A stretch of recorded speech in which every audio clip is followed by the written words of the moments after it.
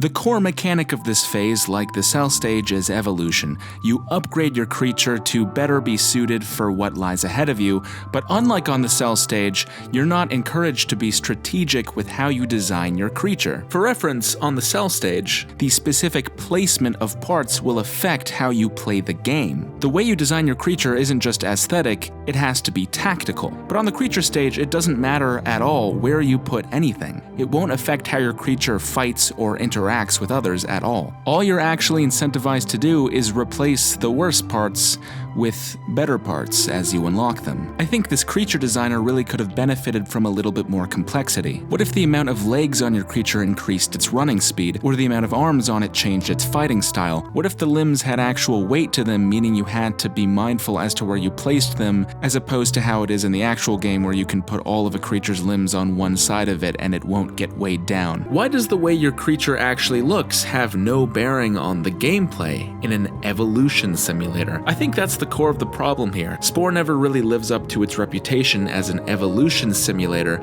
because it isn't really one. Think about what evolution actually is in a nature setting. It's survival of the fittest. Over a long period of time, a species takes on certain characteristics out of necessity, characteristics that are determined by its surroundings. Sure, you change your creature, but at the end of the day, the way it looks is entirely determined by you and what you as its intelligent creator want it to look like. You are God and your word goes. Because of that, Spore is arguably closer to being a game about creationism. Again, that's fine, I'm not against a sandbox mode that allows you to design any kind of creature you want, but I don't think that's all we should have gotten. The base game should have actually taken your creature's design into account and forced you to think more strategically about what changes to make. When playing this game as a kid, I remember thinking to myself, why do you lose the ability to freely walk around after the creature stage? They took the time to create an entire framework for how your creature controls, moves, fights, and interacts with its surroundings, and then they only used it for a fifth of their game, if even that. It's like the entire first act of the game is dedicated to designing a creature,